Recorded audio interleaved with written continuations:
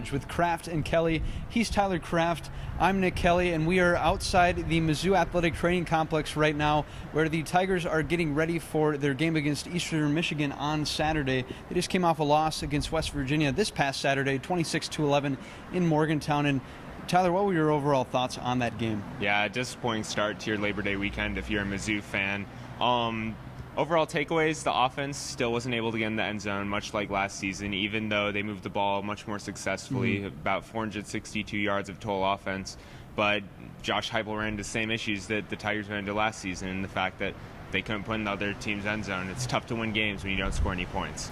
So that is very true.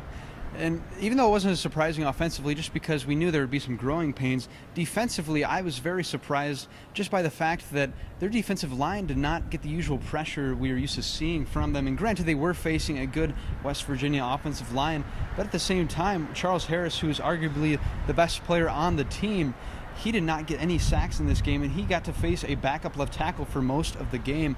And so to me, it was surprising that he did not get his usual sacks or tackles for loss that he has shown in the past or that he expects. And so that's one thing I'm going to be looking for from him this week. But what are you expecting from the Eastern Michigan game that they have going on at Faurot Field? Statistically speaking, Eastern Michigan is one of the worst teams in the country. They come from the MAC, which is not the best conference. I mean, it's middling. Probably at a best. generous, very generous characterization of. Yeah. So as they go forward, I think that Eastern Michigan will struggle coming into Columbia. I think the crowd should be decently sized for the first game of the season. I wouldn't expect any record-breaking numbers. It is Eastern Michigan.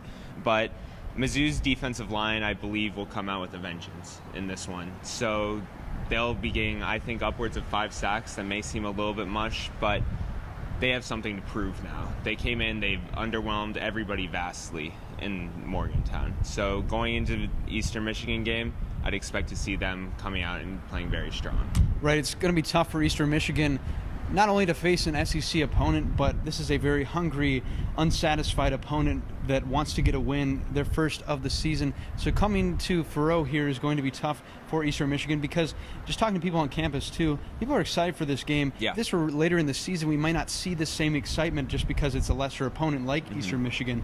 But people are definitely excited to see the Tigers on display for the first time at Faurot Field. And for me in this game, I'm really looking to see how Josh Heupel, the Mizzou offensive coordinator, handles the rotation of Drew Lock and Marvin Zanders at quarterback, because it felt just a little too random to me this past week at Morgantown. And so I'm really looking to see how he handles that, and maybe it is different because it is going to be a process. Most teams that we've seen use multiple quarterbacks have not figured it out yet, and Texas did, and they were successful. And so once Mizzou can figure out that rotation, they'll likely be more successful offensively. But I think it's important that Heupel is more intentional as to when he puts Zanders in, and so that it does not kill drives, and that also it leaves some mystery, because if he's just running when Zanders is in, usually they're just going to key off with that overall, and they know they're going to stop the run, but maybe having him throw a few passes might mix up the defense a bit. So I'm really interested to see how they handle that situation in this game. But what are you ultimately looking for in this game? Like you said, I think it's going to be really interesting watching Locke and Zanders. I hope they take something away from the Texas game. If you watch the Texas game, Texas put swoops in on goal line situations when they only needed 10 yards. Right. We know that Marvin Zanders is not going to break off a big 70-yard run. Right. You don't see that from quarterback scrambles. But he did break off a few 10 yards, and if you're in the red zone, that 10 yards can be a score. So instead of putting him in at the 30 or 35, when Drew Lock seems to be rolling, I'd like to see him more as a red zone threat, red zone package quarterback, than I would just putting him in the middle of the field. Definitely. And it'll be interesting to watch to see how they're used in the Eastern Michigan game.